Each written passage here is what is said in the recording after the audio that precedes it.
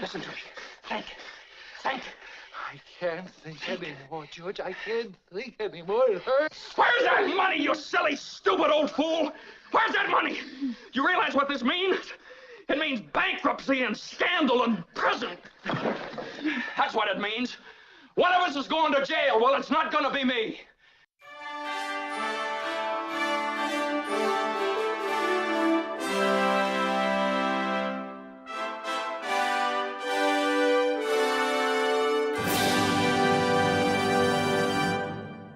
Hey everyone ever, and welcome to 20th Century Pop, the show where we try to understand the present while living in the past. My name is Tim Blevins. And I am Bob Canning.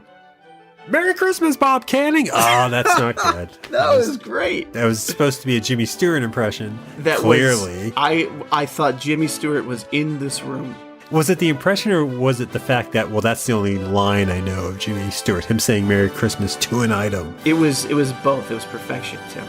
Great. It would be cool if I did a podcast where I pretended to be Jimmy Stewart. For an entire episode? For the entire podcast, like every for the episode. Entire run of the podcast. But it was like, you know how people love murder podcasts? Like it was that, so it was like dead serious, like child murder, talking about it, but as Jimmy Stewart. How would that go exactly?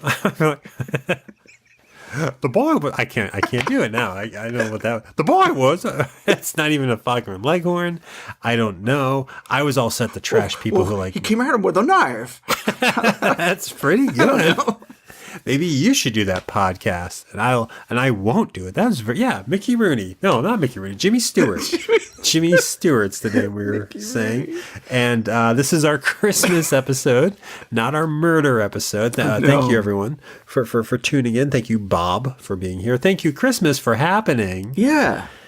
Merry Christmas. Merry Christmas, we'll say. We won't oversay it because we're going to have to in the next couple of days. But yeah, it's our last episode before Christmas. Oh, and I'm excited for this one too. For this episode. Yeah, and we're doing it as a retro shock. And for anyone that's new to the show and doesn't know what a retro shock is, we are going to talk about a piece of pop culture from our past that maybe we haven't gone back to in a while, or maybe we've never seen as well, no, I guess that wouldn't be a never seen.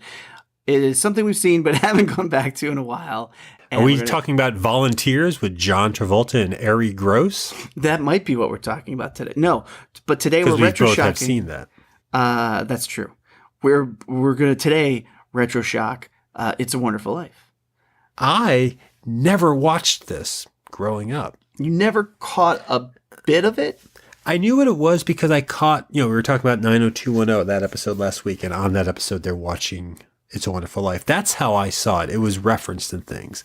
I think the first time I saw a clip from it, it's in the movie Gremlins, when I saw that they're watching It's a Wonderful Life. It wasn't until you and I were roommates living together and you had the poster on the wall and the VHS that I actually sat down and even watched it with you. I'm curious, do you recall ever seeing a show do the "What would the world have been like without you" bit prior to seeing It's a Wonderful Life? Like, did you see that aspect of the movie in other medium? Yeah, this is one of those things that's so ingrained in pop culture. We've talked before about The Godfather, Jaws, things like that, where it's like it's been referenced, parodied, talked, copied enough that even without knowing it, you know it. And this was one of those for me.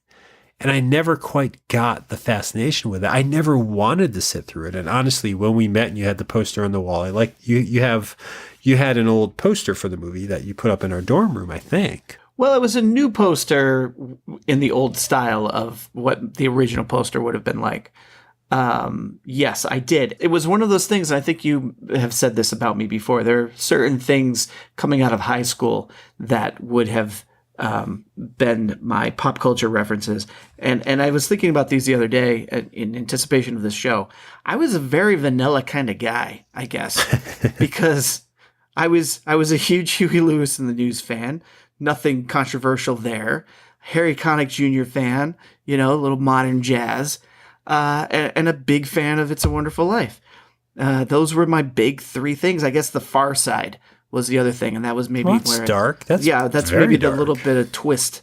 But yeah, so I was like this wholesome, middle America, Huey Lewis loving, It's a Wonderful Life wannabe kind of guy. Now, do you say It's a Wonderful Life wannabe? Do you think you gravitated to the movie and returned to the movie because you were connecting with what the movie was about, or do you think you took from the movie something and tried to live that in your life? Because I know enough of the movie where there's a bit of, it's, Jimmy Stewart, the actor, is in it, who is also an actor I never cared for because I just didn't know him growing up. I like him now, but growing up, I just thought he was this overrated guy that everybody talked about, that Dana Carvey did impressions of on Saturday Night Live. But he's like an optimist in the movie, right? This is supposed to be an optimistic character. No, in the movie, he's not really an optimist or a pessimist, but he's a dreamer. So maybe that's the optimistic side that you're seeing. He's a dreamer. He wants to have adventures. He wants to travel. He wants to leave his small town and see bigger things and learn about different cultures. And eventually, his ultimate goal was to become an engineer, an architect, and to build things and to make bridges that spanned miles and enormous buildings. And that was his dream, to travel and to build and to create. Was that appealing to you as a kid? Yeah, I could relate to that for sure. I mean, you and I were both from small towns, and so I could absolutely relate to that. I don't think at the time, though, I don't think as I grew up, that's what I was drawn to, and that's what I felt, why I put that poster up, and I wanted people to see me connected to that movie, not necessarily because of his dreams, but because of his goodness. Because even through all of that, all of the things he wanted to do, he kept having to make hard decisions to not do those things for the greater good of his family, of his community. And I kind of, it's a good feeling and a good thing to do and to be. And I think is what drew me to it.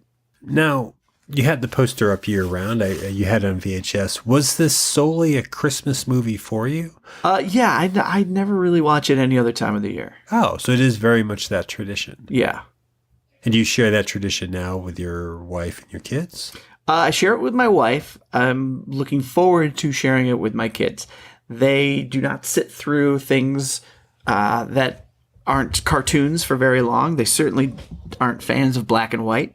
And so I've been waiting for them to get at a good age, and I think this is the year I'm going to try and do it. Oh, so you might introduce it to them this year? Yes, sir. Are you nervous about that? Is that? I'm not really nervous about it. I guess the one thing that concerns me with it, as it has with every little pop culture thing that I've loved in my past, is that I present it to them at the wrong time in the wrong way, to where they'll never ever want to be interested in it. And I've said this before. I think I did that with Star Wars. And I hope I don't do that with It's a Wonderful Life, because I really think it's something that they'll enjoy. And I think it's something that they can grow with too, because you enjoy it on different levels, as you see it throughout the years. Huh. No, I'll be interested to see it, because I will be honest, I find it a fine movie. I'm not a fan of the movie in the sense that I've ever gone back to it. I've watched it all the way through once. Just with me in that sitting? And it was nerve-wracking. One, because... Was I staring at you the whole time? No, it was an important movie to you, for one. So seeing it with you, I got that. Two, this was the time of my life where I embraced nothing harder than I embraced Mystery Science Theater 3000. So I talked through everything. That's true. And I was so set to talk through this movie. And in the back of my head, there was a little bit of, well, that's going to be obnoxious. He loves this movie. But also there is a joke that I always think of that you said during the viewing of this movie. And I can't remember it off the top of my head here, but I will come back after we watch it. I will tell you what it was, because there is something that is said in the movie that I remember. There is a line that then you say in reference to it. I think I remember now. I don't want to ruin it for you. Watch it and tell me. It sounds like I ruined it for you in talking through it, because that's the thing. I apologize. It is now that I've since seen it. Every time I've seen it since our viewing, it is the one thing I always remember about your Mystery Science Theater take of It's a Wonderful Life. I don't remember this. I don't remember this movie. I know the clips I've seen. I know the things that have been parodied. And I remember it was a big deal to sit down and watch it with you because it was one of these things that was at that point mammoth, similar to like when we've talked before about, what we said Jaws and Bruce Springsteen, things that we just don't go to that have been around. And this was one of them. So there was no way that I could sit through what a lot of people consider one of the greatest Christmas movies with one of its biggest fans and not have the feeling that you have when you show stuff to your daughters of, what if I don't like this? Yeah. Because it has that kind of touchstone, and I've never gone back to it. Well, I like that we are going back to it, so you can kind of watch it without that hanging over you. It'll just be, hey, let's watch this movie, and hopefully you can just see it as it is, just for what it is, and not for it being one of my favorite movies of all time. As I watch it to speak of it in detail on a podcast. So but let's check it out because you love it. I barely remember it. And if it's still in public domain, I can go find it. I hope you can. I'll send you one of my 6 copies. Good memory, bad memory, though, which is what we do with our retro shocks. It sounds like it's like no memory for you. It's no memory. I'm going to say good memory because I know it meant a lot to you. And I do remember making it a point to sit down and watch it. But it doesn't, it's not resonating in my head. Yourself? Clearly a good memory for me. That's true. Good memory through childhood, good memory through high school and college. And it continues to be a movie I come back to. Definitely good memory. That's cool. It's your Howard the Duck. Yes, and they're very similar too.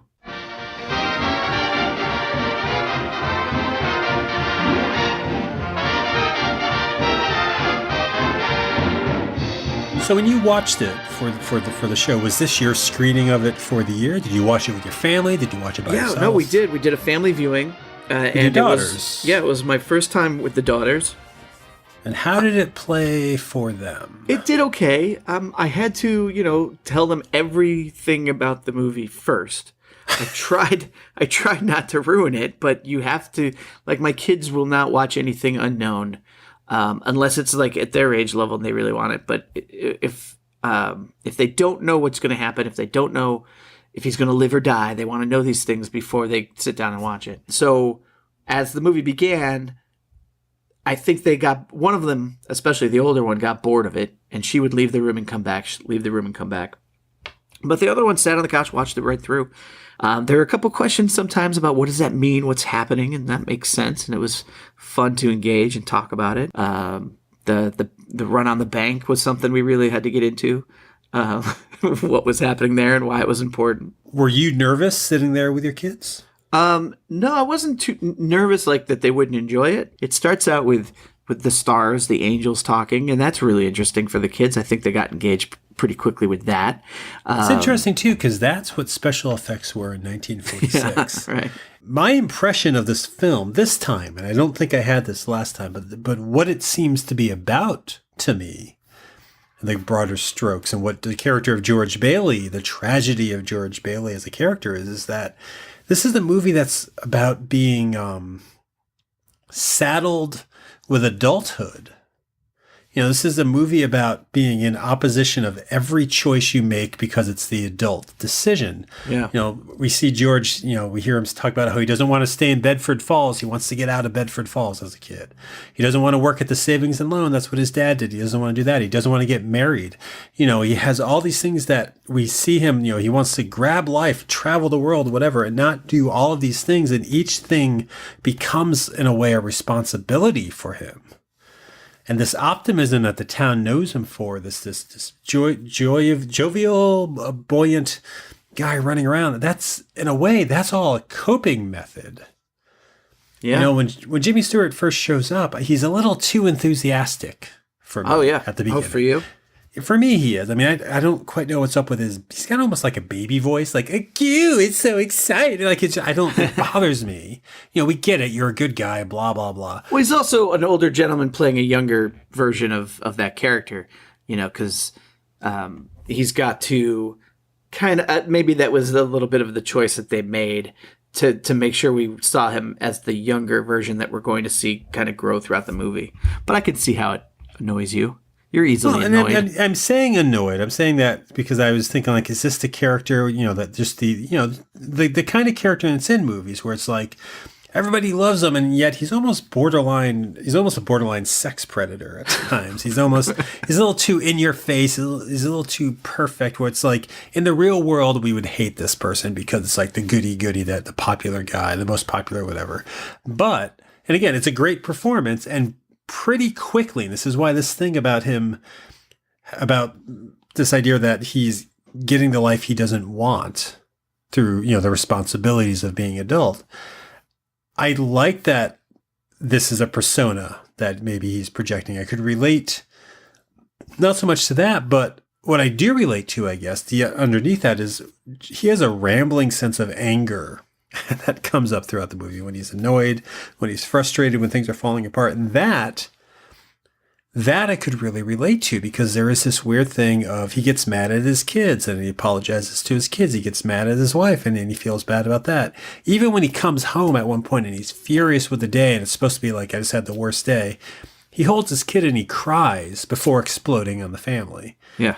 Like those little parts, that all says a lot to me. That does not say joy and It's a Wonderful Life. And if anything, that's like, this is how it is. This is realism. Life sucks.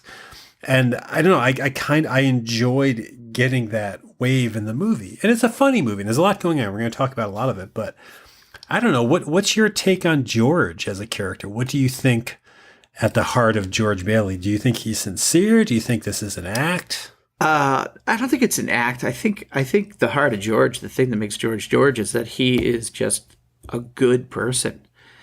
What does that mean to be a good person? He doesn't put himself first. He's selfless. He takes responsibility for his family's company. He takes responsibility for his brother. He helps him. He had saved his own money to go to college, and when he was stuck, he had to stay and run the building and loan. Instead of keeping that money for himself and just using it for whatever he wanted to use it for, he gave it to his brother so he could go to college. So his brother didn't have to spend 4 years trying to save up the money to go. He gave it to his brother so he could go right then and there. When at the end, when Uncle Billy is the one who is responsible for losing the money, he never acknowledges that part of it. Whenever he calls him a stupid old man, I think he's acknowledging that's no. He acknowledges it to Uncle Billy, but he doesn't tell anybody else that Uncle Billy did it. He said that he lost it, that the company lost it. He didn't put the responsibility, he didn't put the blame on Uncle Billy. Yeah, but that scene does play like it's not going to get me. See, the coppers are coming for you. It's not going to be me. Like yes. I like that. I mean, because that was a snap, and you're right. Right, when he does snaps, smooth it over, and that's impressive. And when he has that calm moment, and he's trying to figure out how to do it, and he has to crawl to Mr. Potter to see if there's an option there, he could have said, my stupid uncle, but instead he said, I've misplaced $8,000. That's how I see George Bailey. He's just good, and sometimes you don't see the results of that good. You're just going to live your life being a good person, and often you don't see the results of that. And I think the movie is trying to tell you that even though you're not seeing it, it's out there, it's happening, and that's how I see It's a Wonderful Life and George. Well, and I think that's what happens. And honestly, to jump around a little bit, like I know it plays on the heartstrings with sincere sentiment. It's not just schmaltz. Yeah, I've got like 4 hard cries at different points in this movie. Oh, really? I'd be curious what they are. What are the 4 hard cries of It's a Wonderful Life? Maybe it's not 4, but the first... What are the 3 hard cries? The 3 hard cries. The first one is always when he comes back to the drugstore, young George, and Mr. Gower is mad at him for not having delivered the medicine, and he starts smacking him, and his ear starts bleeding. And Mr. Gower's drunk and upset that his son just died, and through tears, George is telling him that he didn't deliver it because he thinks there's poison in it. And the moment, God, I'm getting choked up right now. The moment Mr. Gower realizes what had happened, and he just sort of, in an instant, sobers up and apologizes and hugs him. I'm just out. I'm crying, right, like that whole scene. That's not an awkward hug. That guy just abused a kid. He's apologized. Yeah, it was terrible. It was horrible what happened. And he was not himself, Mr. Gower. And so that moment, that whole scene, the fact that George was strong enough to disobey his boss's order and save his career basically and go through that and never tell anybody. I'm always crying at that scene. There's not like an underlying thing of shame or I don't know, there's something about how he's getting hit that is unsettling to me because we're supposed to still like the pharmacist character. We're supposed to think that that's a sincere hug. He hit that. It's like you ever see the Family Ties where Tom Hanks hits Michael J. Fox? Oh yeah, I watched that a lot. It's a great gif. He's a drunk. It's a great gif. And Alex is like worships. He's Alex's uncle, and Alex worships him. And he hits him. Yeah. Like he drunkenly slaps Alex, and that is unsettling. It's odd that there's forgiveness for that, but I guess that's an element of the character. What's the second thing that made you tear up? And this is in watching it this last time. Zuzu's pedals.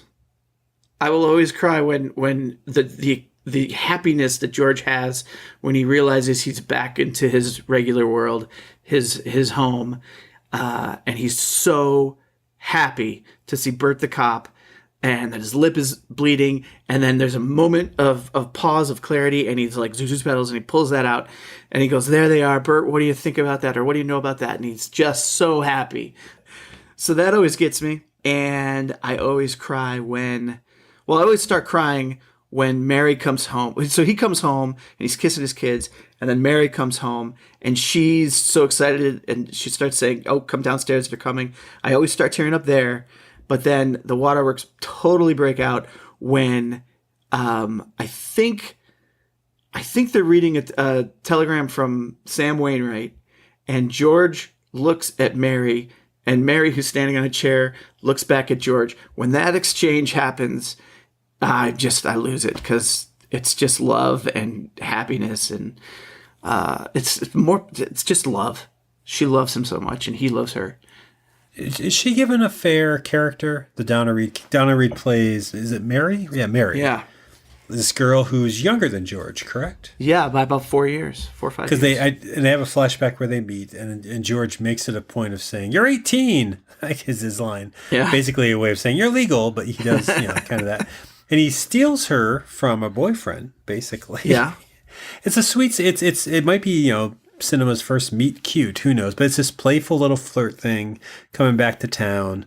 Gets a little pervy when she loses her robe, and he's kind of ogling her and wandering around her. But yeah, they get together, and I love Donna Reed. I used to watch the Donna Reed show in reruns. I think she's a decent character. Is she a developed enough character that you get why? I know you're saying it's true love when they make eye contact. Do you get why they're into each other? Is that an element there, or is that just where it starts? Yeah, I get it. And I think I get it more and more over the years as I've seen it, because there's a lot of blanks you have to fill in. And they have, I think it's a really good movie because they've got lines of dialogue that maybe I don't notice the first few times I saw it, but I see them now, where you're filling in the blanks of what their childhood was like. They knew each other all through childhood. We didn't see all that, but they did. He was friends with her brother, Marty. Is that the kid who keeps saying hee-haw? That's Sam Wainwright. Oh, that is? Yeah. Why does he keep saying hee-haw? Just ass? Who knows? Is that what that is? He's an ass? Well, no, it's a code. Maybe that's the code. He's an ass. But no, it's just something the kids did. Maybe it was their club as a kid, and then he does it all the time because they're childhood friends, and that's the thing that connects them. But there's all these little snippets of what their life must have been like that we haven't seen here, with Marty being there. And, oh, you remember my kid sister come, it's like, oh yeah, Mama wants your Marty, Mama. She was always there. And so when he saw her, it wasn't love at first sight. It was, oh geez, this girl who I've known all my life is now grown up and wow, she's a woman, and maybe I want to dance with her and talk to her and see where this goes.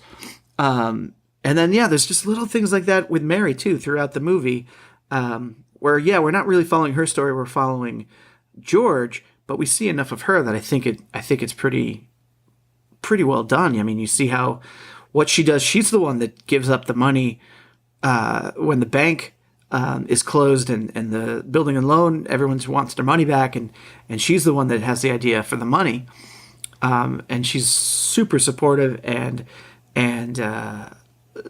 good for the community, good for the kids. She's the one that that gets the home built. She's the one that keeps them kind of moving along. I think she's a great character. Okay, yeah, no, I like her. She's fun. Like, I didn't remember her, but as being funny. She's funny. She is pretty vibrant. Yeah. The only misstep is I think they paint a person, like in the alternate reality where George never existed, they paint a person who never got married as the worst thing in the world. She's an old maid. Yeah. She's 30, not even, because he's in his 20s, right? I don't know what their age is supposed to be. But no, so she's a good character. I'm trying to think of the characters in this. Like, is there anyone who you're not a fan of in this film? Any character who kind of maybe rubs you the wrong way or seems a little schmaltzy over time? And I'm not asking as a leading question. I have one, but I'm sure just curious. Have one. Is yours Uncle Billy? No, actually, I enjoy Uncle Billy. Is Uncle Billy, he's the drunk guy who loses the money? Yes. But, yeah, no, I do. Yeah. There's not really anybody that rubs him the wrong way. I mean, I think the worst person in this movie, which I have never really thought about until this last viewing, but the worst person in this movie who has no soul isn't Mr. Potter, but it's the guy that wheels Mr. Potter around, because he could stop all of this. He could say, yeah, Potter's got the money. Hey, George, wait a minute. Potter's got the money. But he doesn't, and I hate that guy. I don't think you should be excusing Mr. Potter, because I was going to ask. Mr. Potter's Mr. Potter is a cartoonishly evil man, I think. Not entirely sure. Maybe people like that exist. Maybe they run for office and maybe they get elected. But I feel like there's something about him. And that's a famous actor. That's Lionel Barrymore? Yeah. Okay. Drew Barrymore is a great uncle, maybe? I don't know. Oh, yeah, I don't know. I was just thinking grandfather, but I don't know.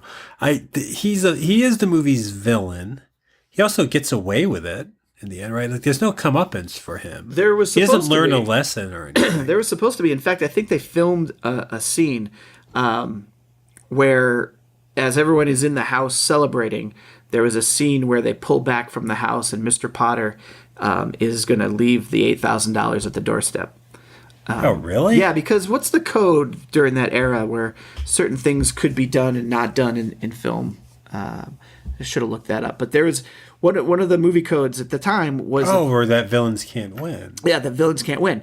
And so they were going to do that, so it showed that he had remorse and was giving the money back. But yeah, I'm not sure how they got it. They didn't have to put it in the movie. I love the scene, too, speaking of movie codes, where Mary can't say the word pregnant. Like, they can't say that, and so they bounce around. They just dance around the fact that she's having a kid.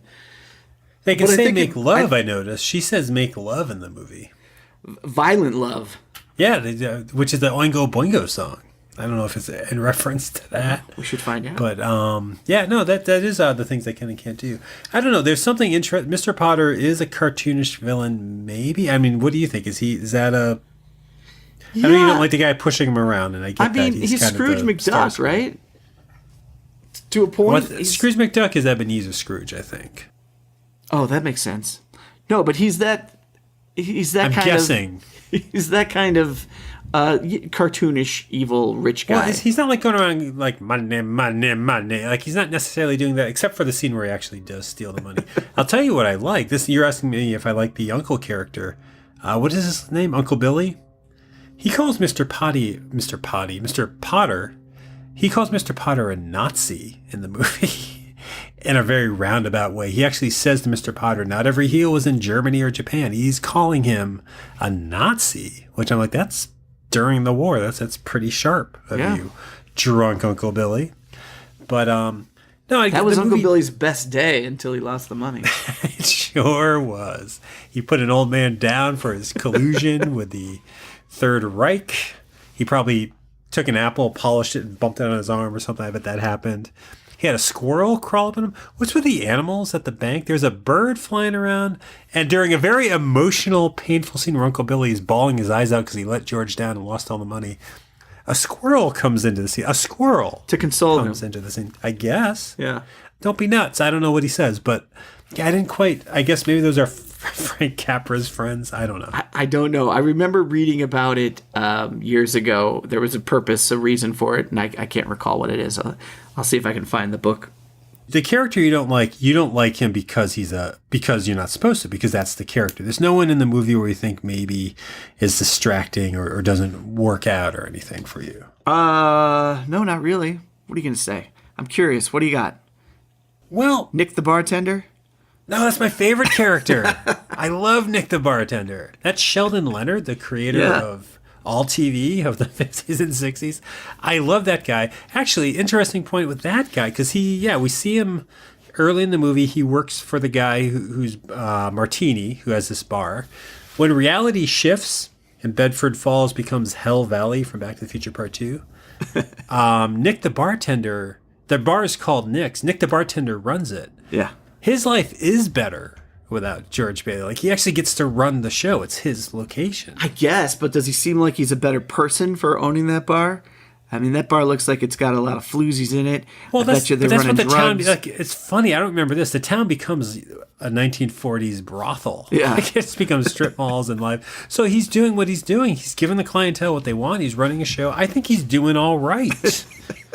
I mean, I know he's a little abusive to the guy that he kicks out, but he kicks him out because that's the guy, George's old boss, who poisoned the kid. Yeah.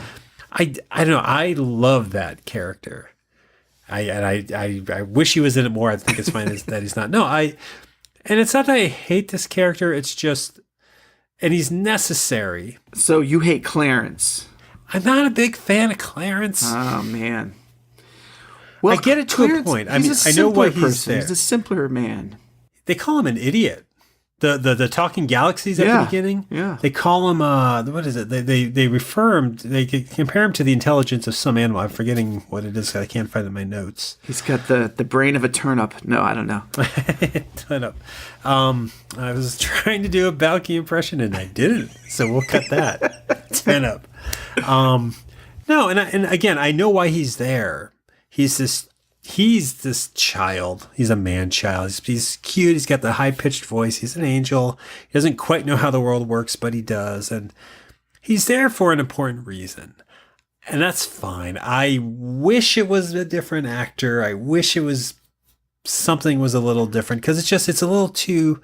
That's a character who I feel like just take off his shirt, put him in a diaper, and let on camera, let him go, agoo, because he's just... There's something just, I don't know, that's cartoony. And again, we're talking stars and angels. Of course, it's cartoony. Sure. He's been dead for 200 years, he references, or something like that. Because he's aware of who Mark Twain is. Sure. He's all excited that but he's not, like, he thinks Mark Twain is writing a new book, which he's not. Because he's been away long enough to not know it came out already. But he was away well before Mark Twain ever wrote a book. No, but I think what they're referencing is that in heaven, they have books. They have books, but they get them late. And well, no, isn't Mark Twain dead at this point? He is, yeah. So he doesn't have a new book. No, he does in heaven. So heaven gets the books late. That's what I'm saying. Oh, I see. The deceased Mark Twain, you think he went to heaven. He didn't go to hell. Yes, he went to heaven. He's writing a new book, and Clarence has apparently gotten a peek at it because he's saying, oh, you should see the new book he's writing, which I've read some of because we're bunk buddies or something. I don't know. I believe is the line. And then he goes, agoo, I'm a baby. I am not that put off by Clarence. No. Do you like him? Is that what you want? I mean, maybe it's hard to say. You've seen this movie so many times. Yeah. I mean, I've grown up with Clarence, so I can't see the movie without him. Does it feel like a tonal shift whenever he's on It does, screen? but it's supposed to. I think. It's a heightened reality. Because he is an angel. He's a representative of heaven, and he is pure in spirit, in positivity. He is there to take a man from a very dark place and bring him back from the brink of killing himself. And it's such the opposite of what George is at that moment. He's such the opposite that George can't even, barely likes the guy, and I think that's part of the point. I enjoyed George the most during those scenes. Like, I really like depressed George. I like manic George. I like how readily he accepts that Clarence exists, but how annoyed he is with him. I like all of that. Yeah. But and Clarence, he's not the most innocent. He bites a guy's arm. Well, he has to. He's got to get George out of there. George he gets bites arrested. a guy's arm, and then he disappears because of magic. Use your magic first, dick. Don't injure poor Ernie or Bert. I like them. I like the two police officers, Ernie and Bert. And I like that they're friends in both realities. I think that's kind of sweet. Yeah, that's good. And I think Bert, the cop, I don't see that his life has changed much at all. Maybe he just makes more arrests because the town is so corrupt. But he also seems to be somebody that kind of is even on the other side. But no, I mean, you talk about Clarence using the magic after that. He's not supposed to use the magic. He's supposed to be doing this all by himself. This is for him to earn his wings.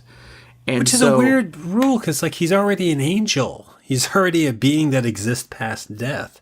You would think magic is part of that. You got to have something you got to have a goal in the afterlife. Do you?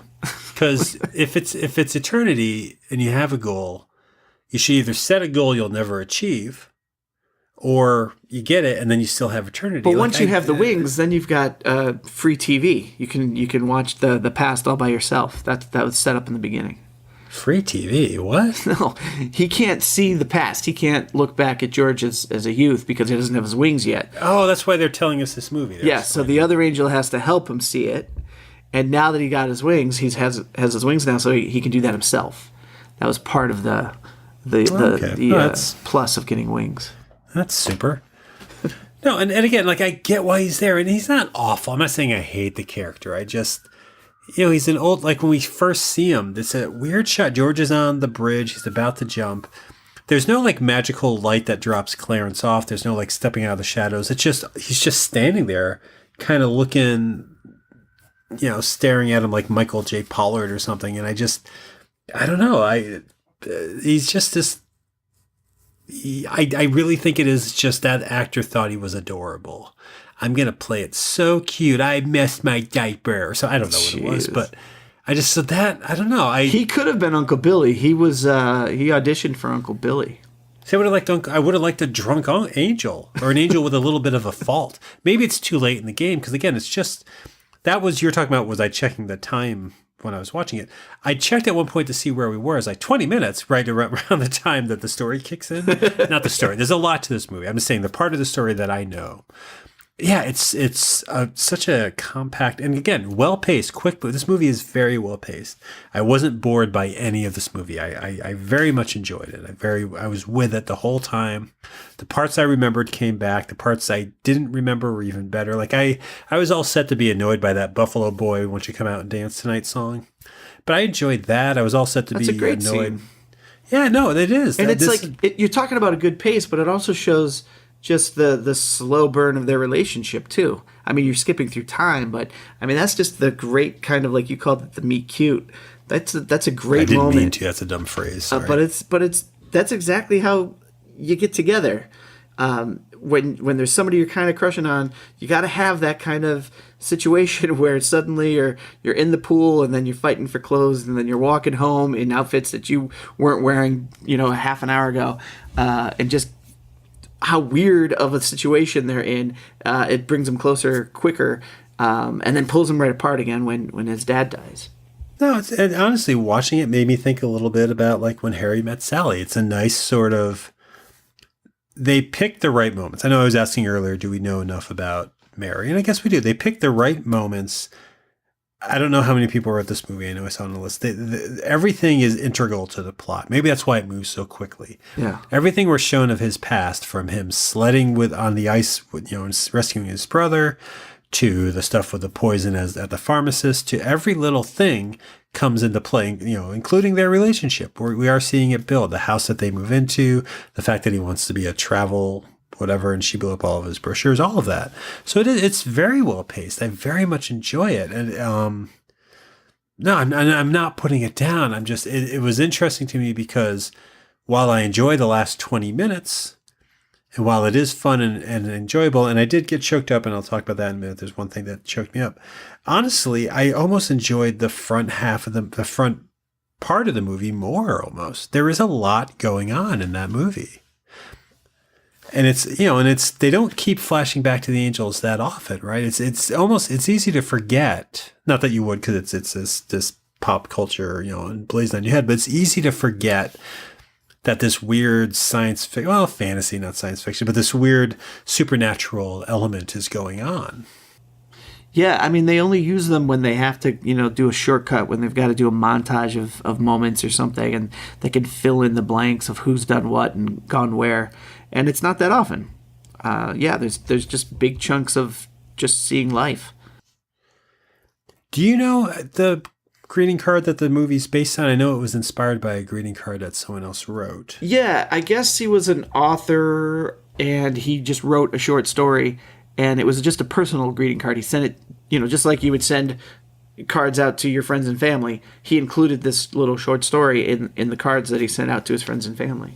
What was the basis of that story? I read it years ago in high school. Oh, you did? And I can't recall it. Yeah, because in high school, this was my favorite movie. I loved everything about it. Even in high school? Oh, yeah. That's when I really fell in love with it. I think I like it more now. I mean, I know I like it more now. I think it's a good, well-made, amazingly made film, I think. And it just tells a great story, and then also my sentimental value.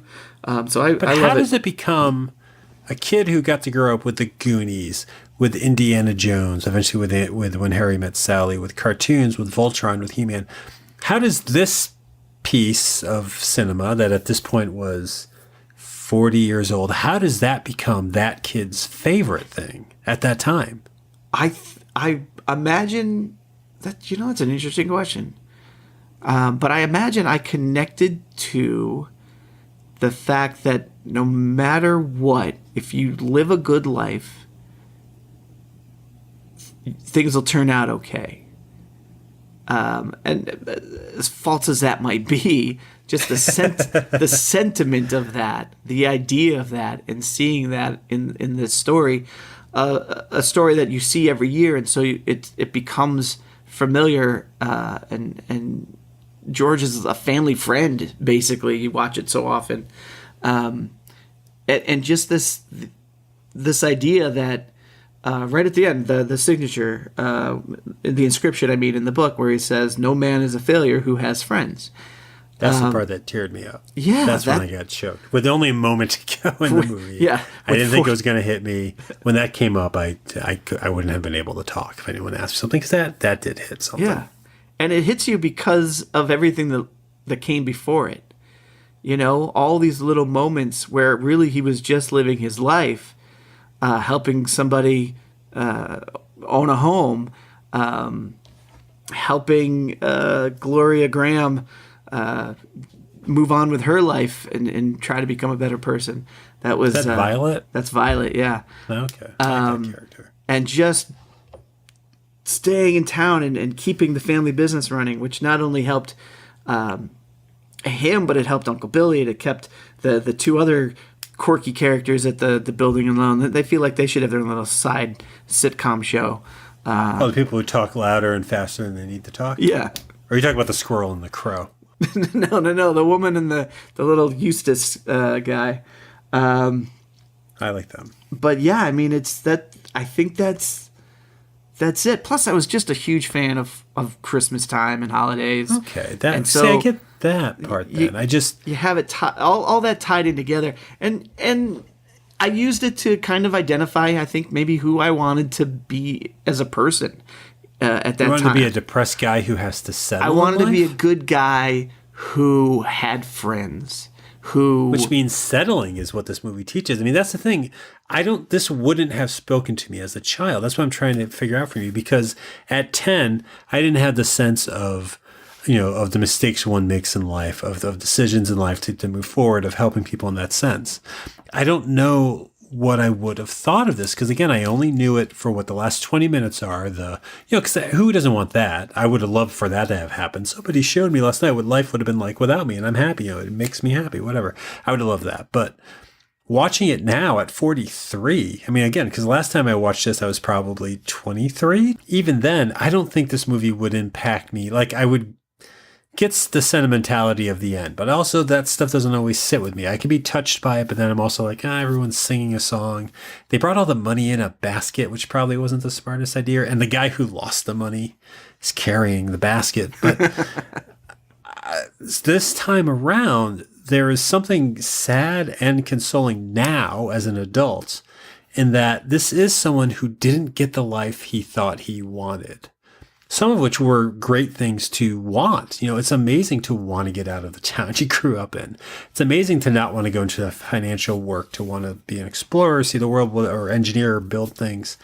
And it's even okay as he expresses to think he didn't want to get married. I mean, those are fine things to think. Some of those things change with time, and some of those things we're just learning to cope with. Like, I think he would still love to leave Bedford Falls. He's not gonna, because they settled in. They got their family. They're doing that.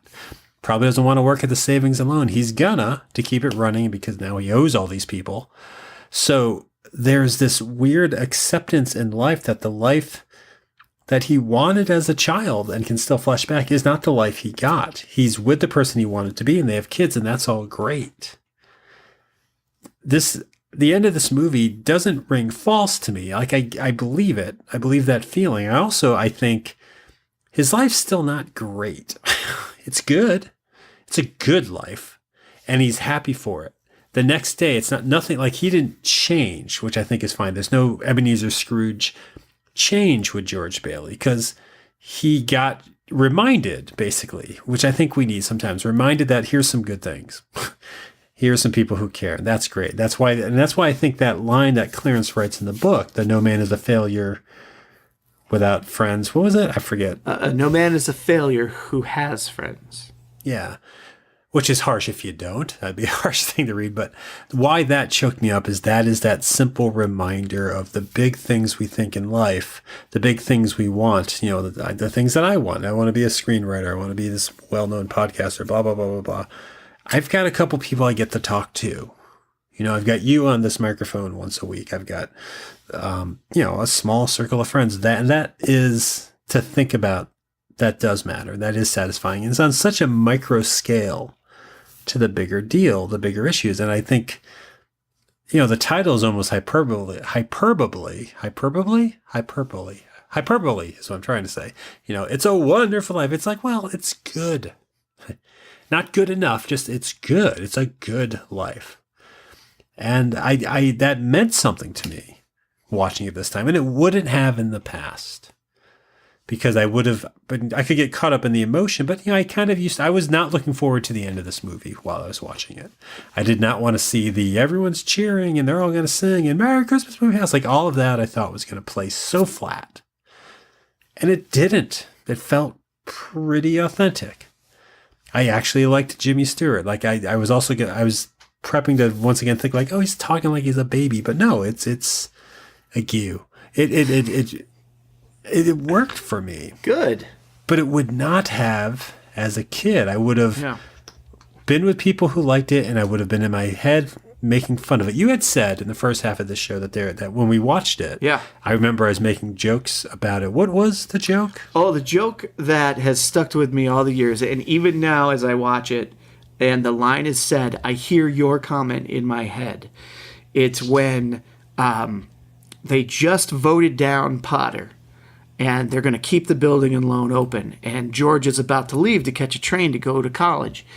And the guy goes, there's just one thing. There's just one thing.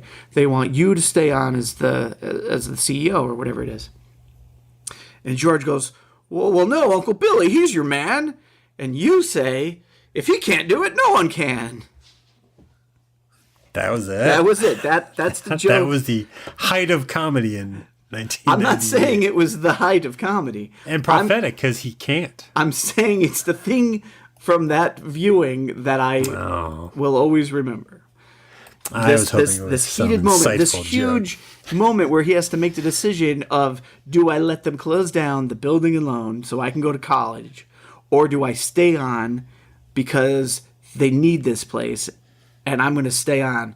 And in that moment, he says, well, but Uncle Billy, he's your man. You chime in with, if he can't do it, no one can. Dick. I'm a dick. No, I'm sorry. You're not. But you didn't fully grasp the moment that time, but this time you did, so that's great. So has your relationship with this movie changed a little bit? Yeah, it's changed over the years, and I mean, it's interesting that you talk about the ending, the book inscription the way you do this time, because I see it differently this time. There have been times in my life where I would read that, and at the end, in that part, and I'd feel very warm inside because, yeah, that's true. I've got a decent life. You know, maybe I'm not on the path I wanted, but I've got a great circle of friends. But of late, my circle of friends has gotten smaller and smaller and smaller. So when that line was read this viewing, I was like, oh shit. I'm on failure territory here. I gotta make a few more friends, I think. Oh, wow. Yeah. Okay, and that's one of the last things you see in the movie. Yes, that's what I was left with. Wow, what a weird litmus test for our placement in society. Yeah. I'm glad to have watched it. I mean, as friends, I mean, this is your favorite movie. I not should watch it, but to watch it, yes, I get something out of it about you. And I can see that. And I do get a lot of why you like this movie. I don't get why you liked it at 10. But again, I didn't know you at 10. I get why you like this movie from the point that I met you till now. And I like it. And I'd watch it again. Truthfully, I do have a cold. That wasn't a tear. I don't know if that was on the mic. I sniffled. I would watch this again. I don't know. I get why I didn't make it my festive holiday thing. It's just not something that I grew up with. It wasn't in the house. And then it has that thing where because everybody talks about it and it wasn't my thing, because everybody also talks about Rudolph, Christmas Vacation, and I watched those. But this I just never went to because I thought it was overrated. And I thought it was schmaltzy. But it's not. It's not a schmaltzy film. No. People singing in groups, that's always a little schmaltzy. Sure. But no, it's sincerely, I was really surprised that it's an honest meditation on failure and just living with that, and that it's not bad that you don't, we're talking about goals in heaven and what do you do you're not going to reach them all. Yeah. And so I enjoyed this and I would watch it again. I don't know if other people watch it. No, but I would you watch it again this season? Because probably not, because I'm just watched it. Yeah, I'm contemplating watching it one more time before the end of the season. Well, that's nice. I wouldn't do that. I am glad that it's become a Christmas movie. I mean, I could have seen this at any point in my life and it would have hit me. But this idea of a tradition is something to look forward to, as to look at how will I gauge myself watching this. Like I have it with other things. I watch the Star Wars movies once a year, Nightmare Before Christmas, any certain movies that when I put them on, even if it's not annual, going back to them, it's always like a way of checking in. Where am I at with this thing that's been there all my life? So I like the idea of a tradition with this. I don't know if it'll become one for me. I don't think I'll watch it every year, but I would watch it again at Christmas. And I think I do get why, outside of just the public domain availability of it, why this became the incessant and embraced Christmas thing that it is. Merry Christmas, Tim. Oh, thank you, sir. Yeah. Merry Christmas to you is what I'm saying right back at you. Thank you. There. Is there anything else you want to say about the film? No, I think that ties it up sweetly. Well, I do thank you, because last week you said I gave you the gift of making you aware that MacGyver is available on Amazon Prime. Yeah. I thank you for making me watch this. And again, because I did, and I can't not. I would not have chosen this on its own. I would not ever have sat down with this, but I watched this and enjoyed it. But also watched it as just a way of kind of reminding myself that of you and kind of who you are, because I know it means something. So happy to have that connection. Oh, there. That's great. Thanks, Tim. I'm going to go watch a Transformers movie now. Wow. I would love to do that. Why didn't we do that? We could have fucking done that one this show. Didn't you already do that? Well, I really appreciate you reading the titles. I did the soundtrack. I talked about the soundtrack to the movie. And you can find that if you'd like, listeners. You can find that online. Where? At 20popcast.com. That's the website. There are links to all of our past episodes. There are also links to subscribe, because that's the thing. If you are enjoying the show on a week-to-week basis and you haven't yet, I would ask, why don't you subscribe to it? You can subscribe to it on Apple Podcasts, on Stitcher, on Google Play, on some other forms of podcatchers. That way you get a new episode every week when it goes up. We're good on trips. We're pretty good on trips. Every now and then it might just kind of be like, oh, I've lost track of where we were going because I was trying to block out the sound of this warble. But you can also, there's links to all of our social media there. You can follow us on Twitter at Subcultist. You can follow us on Instagram, also at Subcultist. You can like us on Facebook, updates there. Yeah, I mean, that's all I've got on my end. I feel like now I'm stumbling through this because I've got to decorate the tree, buy the gifts, and I thought I had something there. I didn't. But is there something, would you like to plug yourself? Sure. Yeah, follow me as well at RH Canning. Go ahead and tweet to us and let us know what your thoughts are on It's a Wonderful Life. Is it a tradition in your household? Have you introduced it to your kids? Are you a child? Do you like it? You know, all that good stuff. Merry Christmas, Adult Movie House. Oh, I thought you were going to say one because I had a bunch. I wish I'd known. I could have prepped I know I should have texted you because I had like Echo based on Hoth. I had the Fright Zone. I had, I forgot what it is, the town that Goonies took place in. I thought it would be a great little bit to do the Merry Christmas to all these pop culture things, but we didn't. That's fine. I was ill prepared. You weren't. It wasn't suggested to you. Sorry. Sometimes planning involves me contacting you. Yeah. I'll try that. That'd be nice. In the new year.